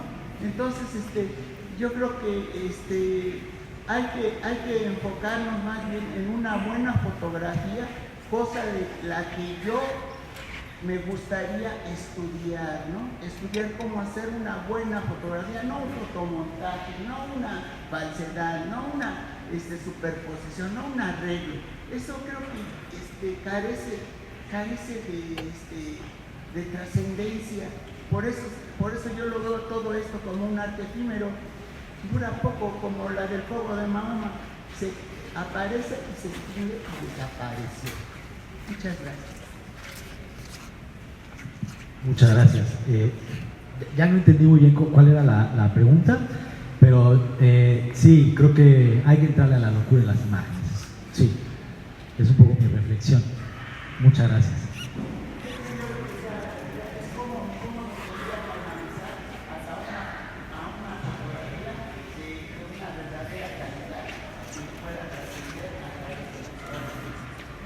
Es que es una pregunta bien compleja porque creo que siempre va a depender de los contextos, de muchísimas cosas. Y sí, o sea, también cuestionarnos si una fotografía, aunque se muestre como verdadera, es verdadera, porque no lo sé. A veces me gusta dudar que todas las fotografías que se muestran como verdaderas lo sean, ¿no? Pero bueno, agradezco mucho el comentario. Hola, buenas tardes. Muchas gracias, muy bonito. Yo creo que, como comentaba el compañero, yo creo que también es importante que el espectador se dedique a la forma en que va a ver las cosas, porque creo que sí hay creadores que pueden caminar por diferentes sitios, desde la fantasía hasta el documental, y creo que influye mucho lo que queramos ver, conocer y prepararnos para saber leer lo que estamos viendo, un poco lo que tú decías, ¿no? Educar el ojo, educar al espectador y que justo no aceptemos cualquier cosa, tal vez. Eso va a ayudar a que todos crezcamos y el arte crezca.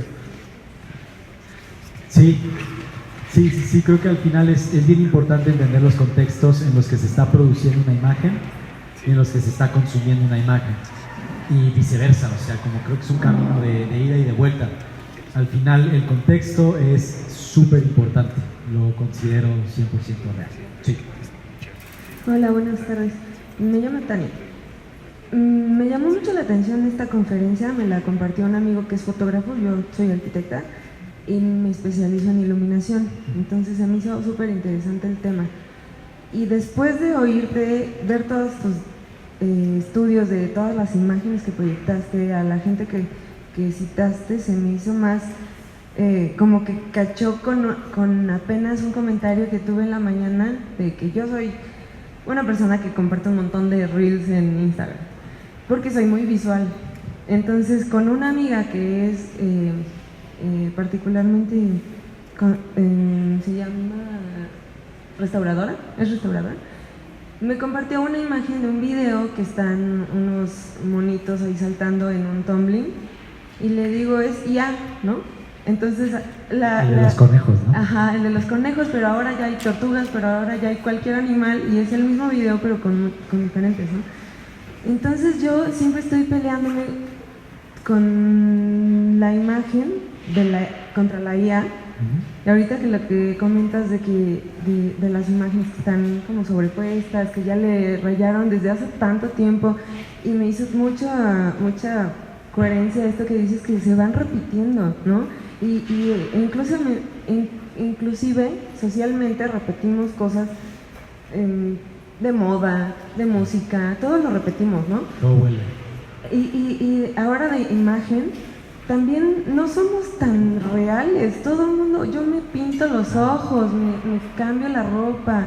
Hoy puedo ponerme unos jeans y mañana un traje y ser una imagen diferente, personalidades diferentes.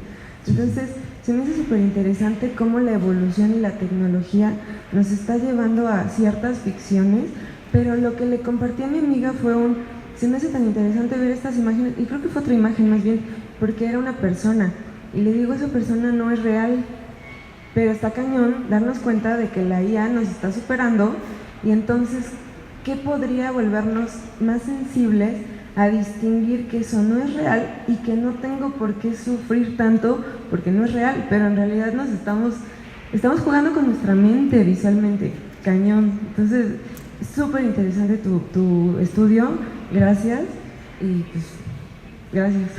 No, te agradezco mucho, y sí, creo que en vez de preocuparnos de qué es real o no, creo que hay que entrarle desde otro lugar, porque, pues, ¿qué es real? Ya podemos entrar ahí en unos viajes, ¿no? Medio locos. Y al final sí nos hace sentir. Claro, ¿No? 100%. Por ejemplo, ayer fui a perdón, ya quiero platicar con él. Fui a una exposición de pintura y un chico que son muralistas, también hablamos de eso, ¿no? Del lenguaje de la imagen en los murales.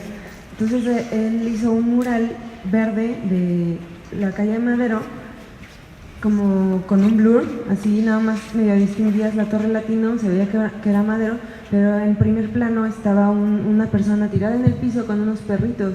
Hermosa, porque eran unos verdes padrísimos, pero yo no podía comprarla porque me daba mucha tristeza ver a la persona con los perritos, ¿no?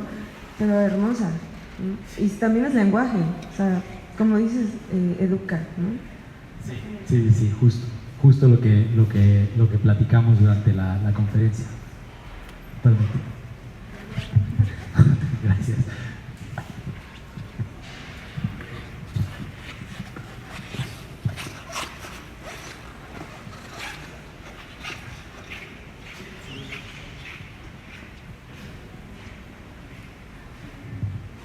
Pues yo quisiera contestar un poquito la pregunta que nos acaban de hacer de qué es real, y retomo lo del principio de tu presentación sobre las pinturas rupestres. La verdad, el que no haya hecho eso, el que no haya visto una pintura rupestre, se lo recomiendo muchísimo, porque ahí te das cuenta precisamente de lo que es real. Yo personalmente ya lo hice, y el estar ahí te conecta, perdón la expresión, cabrón, con la realidad. Dices, es esto. Y bueno, yo visité una cueva que se llama Las Manitas, en una reserva, y se supone que en esa reserva se originó el maíz, la calabaza, o sea, es el origen de nuestra cultura, ¿no? De la cultura mexicana. Entonces, el ver eso, el estar ahí, la verdad es que sí te conecta con lo real, y justamente retomo la idea de la compañera, estamos jugando con nuestra mente, o sea, toda esta creación de imágenes es un juego, entonces es fácil perderse, y yo creo que la importancia de educarnos visualmente es justamente esa, el no perdernos en esa vorágine de imágenes, ¿no? De decir hasta aquí. Como tener un anclaje a algo. Ajá, exactamente. Y durante la charla, conforme ibas avanzando, me acordé de esta imagen de Bayard, que él mismo creó. Él se autorretrató como un ahogado, que supuestamente ya estaba muerto. Obviamente fue algo creado. Entonces, es esa ficcionalidad de la fotografía, ¿no? Y retomo la idea del señor. Mucho tiempo la fotografía exigía eso, ser documental, ¿no? Entonces, desde que inició la fotografía siempre fue documental, y ya fue el rompimiento como en los principios de los 1900, en los 80 creo que fue ya esa ruptura de que ya no era la fotografía documental, que se podía hacer una buena foto y no ser documental, ¿no? Entonces, es ese juego que siempre tiene la fotografía, ¿no? Entonces, yo creo que es importante educarnos visualmente precisamente para no perdernos en esta vorágine, la verdad. Muchas gracias por el comentario. No, a ti, Súper realmente muy ilustrativa la charla, gracias. Te agradezco. Buenas tardes a todos. Me pareció muy interesante justo toda tu presentación, gracias, te agradezco. Quiero retomar justo hablando de los tres temas que aportaron aquí. Creo que se nos olvida y que no lo estamos poniendo en contexto lo que es la crítica. Ante todo, creo, así como nos cuestionamos que queremos llegar a una buena fotografía, ¿cómo? A lo mejor tenemos que empezar a preguntarnos de otra manera. ¿Qué es una buena fotografía para mí? Porque creo que si pensamos en la fotografía como arte, también sabemos que va a ser subjetivo, y lo que sea para mí, justo una buena fotografía, probablemente para el señor no lo va a ser.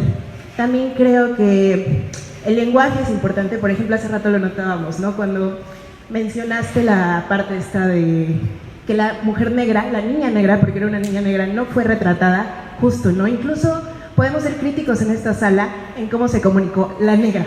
O sea, a la hora de la hora, justo tenemos que empezar a replantearnos cómo consideramos y cómo comunicamos cada una de nuestras cosas. Yo considero, y se los digo desde el punto de vista del diseño y del arte visual, que definitivamente sí, el planeta está en evolución constante y todos tenemos que evolucionar con ello, y no es nada más justo dejarnos llevar y pensar que la IA, que bla bla bla nos está cambiando, porque pues hablamos de Orwell, hablamos de que siempre ha estado ahí y siempre ha habido una inteligencia que es nuestra inteligencia transformada de mil maneras, las computadoras, el lenguaje, los códigos, etc, etc. A la hora de la hora estamos evolucionando, y creo que la crítica y el punto crítico en cada uno de nosotros es cuestionarnos y ver de qué otra manera nos cuestionamos las cosas. No nos está alcanzando, pero quizás yo soy más inteligente y puedo investigar, ¿realmente esto es real? Realmente, en lugar de asustarnos, cuestionar y cuestionar y cuestionar. Y también apelar a nuestros sentimientos, porque creo que dentro de todo es un arte y, como lo decimos, es subjetivo y va a ser distinto para cada uno. Así que muchas gracias, te agradezco mucho conocimiento y muchas cosas que no sabía uno. Gracias. No, muchas gracias a ti. Y sí, totalmente. Suscribo. Buenas tardes, mi nombre es Aldo. Yo tengo un dilema, más que nada con la inteligencia artificial. Sé que la edición siempre ha estado ligada a la fotografía desde sus inicios. Empezamos a manipular los negativos, pues desde que se inventó la fotografía. Ya después con el Photoshop hubieron cambios, tanto con programas de edición como lo es Lightroom o de Darkroom, pero la inteligencia artificial, y más que nada quiero enfocarme como con los concursos, que por ejemplo con la exposición a mí me chocó un poco, porque quizás, bueno, es una imagen, completamente, es una imagen, pero no es una fotografía. Una fotografía yo considero que pues involucra una cámara y pues esa imagen no involucra una cámara, involucraba quizás sí un proceso creativo, un concepto muy interesante, pero para un concurso de fotografía no me parece que sea adecuado involucrar a las imágenes hechas con inteligencia artificial, que claro que pueden haber concursos de imágenes creadas así, no estoy en contra de eso. Quizás también un poco en contra con las nuevas herramientas, por ejemplo, de Lightroom, que es expandir tu imagen con inteligencia artificial. Quizás hay que ser un poco más cuidadosos con eso, pero, por ejemplo, un fotógrafo que estuvo en el lugar, hizo cierto proyecto que se tardó mucho, que tuvo que utilizar herramientas que le necesitaban estar en ese momento, quizás no es ese mismo esfuerzo que requiere una persona que realiza una imagen hecha con inteligencia artificial, y me parecería muy adecuado separar estos dos caminos y que no se mezclen, especialmente en los concursos fotográficos. Pues sí, entiendo de dónde viene la opinión, pero la realidad es que así fue. No está bien, o sea, como que sí lo entiendo, yo no lo comparto, a mí sí, o sea, como que siento que encasillar solo la imagen fotográfica a una cámara, híjole. Entonces, ¿qué pasa con un fotograma, por ejemplo? Un fotograma se hace con papel fotosensible, luz y un objeto encima. Eso también es una foto, es una imagen fotográfica. Entonces, no sé, como que siento que los terrenos se empiezan a desdibujar y, queramos o no, ya está sucediendo, ya está ahí. Y prueba de ello es que Rogelio ganó el premio de atención de la Bienal. Podemos estar de acuerdo o no, pero pues lo que está chido es que lo hablemos y que lo platiquemos, pero pues la realidad es que ya está pasando. Pero entiendo perfecto por qué lo dices y sobre todo qué es lo que estás diciendo. Y sí, lo entiendo.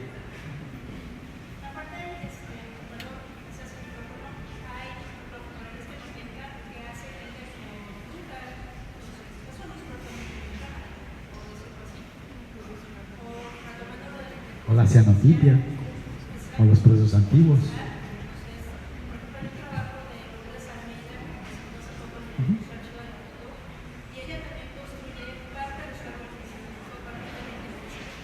Claro.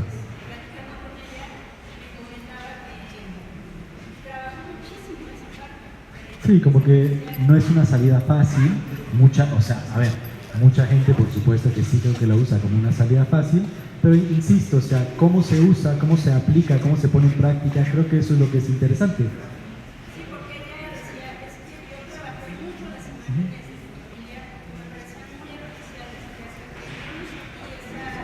Sí. Sí.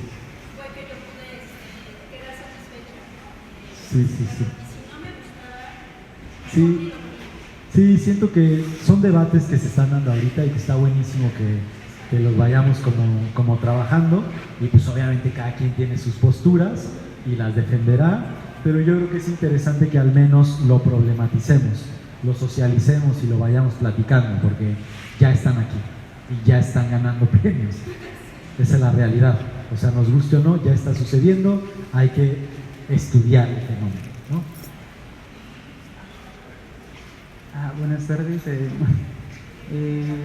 Bueno, yo lo que primero quería decir es que me parece genuinamente fascinante el cómo a raíz de este tema salió tantas opiniones tan distintas y tan enriquecedoras. Y algo que me había dado mucho gusto y de lo que yo quería opinar fue también respecto a la pregunta que hizo la señora que está ahí enfrente de gris. Y es que me recordó mucho el concepto, ya fue hace rato que lo pensé, entonces dejo que me acuerde, al concepto de... No tanto de lo real, que el debate que se hizo aquí respecto a la realidad, también con el problema que hay ahorita de la IA, me parece increíble. Ojalá pudiéramos tener más seguido este tipo de espacios, porque sí tenemos, pero creo que en los que hay no se habla tanto de esta manera. Bueno, voy a ir a mi pregunta ya. La imagen, la fotografía como arte, ¿qué tan ligada, qué tan inherente es, por ejemplo, el concepto de justamente lo que hablaba alguien aquí, de la crítica, del cuestionamiento? Porque he escuchado en muchos lugares que si el arte no cuestiona y no critica, hasta cierto punto no es arte, pero... Es decoración, dice por ahí. No, eso tiene sentido. Pero me encantaría también saber su perspectiva como fotógrafo de lo que es la imagen y la fotografía, porque también hace rato justamente trató la cuestión, la crítica de la realidad, según me piensa la fotografía. Pues sí, sí, había como toda una pregunta fue justo eso, cómo la fotografía puede ser una herramienta crítica fuera y dentro del aula. Y bueno, la fotografía como crítica social tiene toda la vida, desde que la fotografía es fotografía. Louis Hine, Jacob Riis, que empiezan a hacer fotografías de las infancias trabajando en las fábricas, Jacob Riis en estos barrios hacinados. O sea, como que la fotografía siempre ha tenido una mirada crítica. Entonces, hoy en día esa mirada como que se ha ido reactualizando, pero no solo desde la fotografía documental, como veíamos por ejemplo con el trabajo de Sonia o de Tona, sino más bien también se puede hacer desde la ficción, como el trabajo de Valeria, del exilio de su mamá, o desde una idea un poco más conceptual como el de Diana, el de las pintas, ¿no?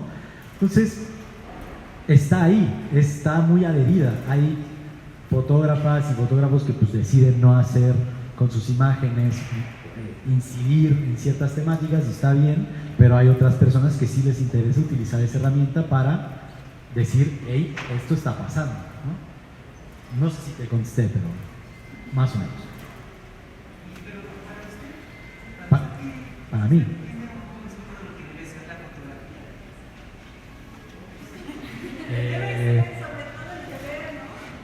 Híjole.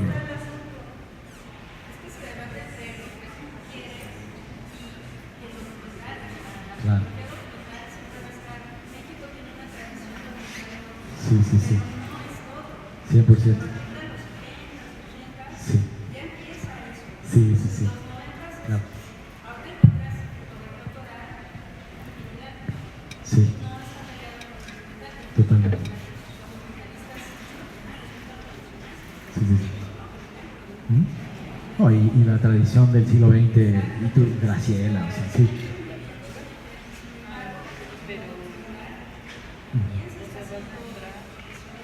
Sí, totalmente. Es coleccionable. Sí. Claro, entiendo. Del dolor ajeno, por ejemplo, ¿no? Sí, sí, sí. Está cañón. Sí, son debates bien interesantes que giran en torno a la foto. Y bueno, un poco volviendo a la pregunta del compañero, híjole, es que a mí me encanta hacer fotos. O sea, yo le hago fotos a corcholatas, le hago foto a plantitas, le hago foto a mi familia, le hago foto al agua. O sea, como que para mí me encanta en todas sus modalidades de expresión. O sea, como que amo hacer foto con toda mi alma. Y es que es eso, es un poco todo.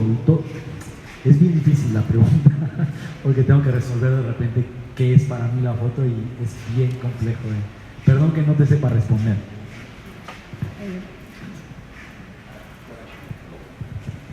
Yo creo que en realidad la cuestión está en no precisamente en ver si una fotografía es real o no, sino en la narrativa de la fotografía, tal como se hizo, por ejemplo, con el cine a finales del siglo XIX y principios del XX, del cine de Méliès. O sea, Méliès es un cineasta francés de finales del XIX, principios del XX, donde todo es fantasía. O sea, se echaba unos efectos especiales increíbles, y ahí, o sea, es lo que importa es lo que cuentan. Igual la inteligencia artificial, muchas veces lo que importa es lo que cuenta, y no tanto si es real o no, a menos que esa imagen producida con inteligencia artificial se quiera tomar como una prueba de algo que existió, ¿no? sino más bien puede ser toda la fotografía, puede ser simplemente una narrativa fantástica, sí, o una narrativa de algo que sucedió, de hecho, como en una guerra. En fin, yo creo que es todo un amplio espectro de lo que es una imagen. Sí, yo creo que es un poco como nos atraviesan las imágenes, sean documentales, periodísticas. ¿Cómo te atraviesan? ¿Cómo te queman? Volvemos a cómo nos arden las imágenes, ¿no? Cómo nos queman. Y pues ahí nos quemarán algunas, un tipo de imágenes, algunos otros, o sea, como que siento que es bien subjetivo. Y si quieren, cerramos con la pregunta de la compañera. Gracias. Pues sí, gracias por poner estos temas a consideración, a debate. Creo que precisamente es un tema y un debate interminable. Desde, como dicen, ¿no? Por ejemplo, el tema de qué es la realidad, no terminaríamos nunca.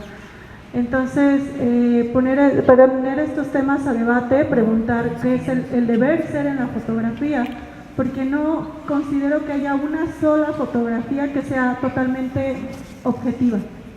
Todas tienen algo de subjetividad, desde, como dicen, qué encuadramos, cómo lo encuadramos, con qué óptica lo encuadramos, con qué instrumento lo encuadramos, y también considerar la fotografía. No solo está la parte del documento, como dicen, pero desde que se considera como arte, pues casi todo es válido, ¿no? Todo es válido, y habrá, como dicen, a quien sí nos cheque y a quien nos choque una parte y nos haga eso, pero también, ¿no? Como esta crítica desde que todos tienen celular o estamos haciendo las mismas fotos, pero ¿por qué limitar, no? ¿Por qué decir yo no la voy a tomar porque ya la tomaron otros? O a las nuevas generaciones, que su instrumento puede ser un teléfono o lo que sea, simplemente es como la pluma y el papel, ¿no? Es tu instrumento, es el instrumento que tú tienes para expresarte. Y también si nos ponemos límites, pues ahí también, ¿no? ¿Qué está pasando, no? Hay mucho que cuestionar, ¿no? También como dicen, manipular la realidad o hacernos cuestionar por estas imágenes, como dices, el modo en que las ocupen, o para hacer daño, difamar, ahí podría estar la cuestión. Pero más allá, desde el arte, que también hay un súper debate en el arte contemporáneo, qué es arte y qué no, pues ahí tenemos tema para nunca terminar, ¿no? Más bien, como dices, ¿no? Si a ti te sirve para expresarte, si ya otro hizo la misma foto y tú la quieres hacer, pues adelante, ¿no? ¿Por qué limitarnos, no? Y también pues cada quien tendrá su postura ante esto, pero pues nada más era así como una consideración. Gracias. Sí, muchas gracias. Ahora sí que para gustos colores. Muchas gracias.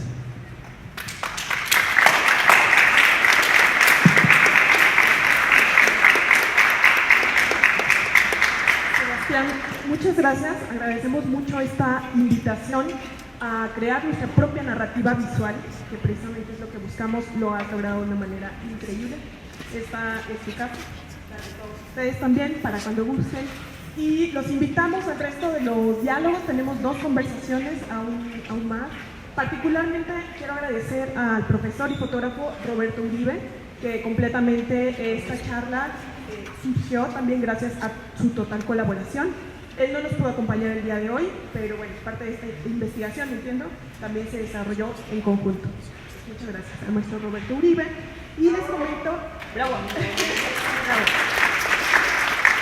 Gracias. Y los invitamos a los siguientes 2 conversatorios, que es el siguiente 16 de agosto, con Deseducación para Fotógrafos, por parte de la Escuela Página en Blando, a la misma hora, 4 de la tarde. Y el sábado 23 de agosto tenemos la intersección entre la fotografía y otros medios, por parte de School Photography and Visual Media. Y el 21 tenemos un conversatorio más, correcto, si nos ayudas a presentarlo, por favor. Bueno, va a ser un conversatorio de una docente de la Escuela aquí de Fotografía, Valeria, que bueno, está ahí. Y es un conversatorio en torno a la ficción, a cómo la imagen mediante la ficción puede seguir teniendo ciertas potencias políticas, ¿no? Bueno, si quieras como... ¿No? ¿Está bien? Pero más o menos como por ahí va la cosa. Pues que sí, ese no lo tengo a la mano. Es como... No lo tengo a la mano. Ajá, es como imaginación forense. Sí, por ahí. Muchas gracias. Pues toda la comunicación está en nuestras redes. Agradecemos mucho su presencia. Un aplauso, por favor, Sebastián. Muchas gracias.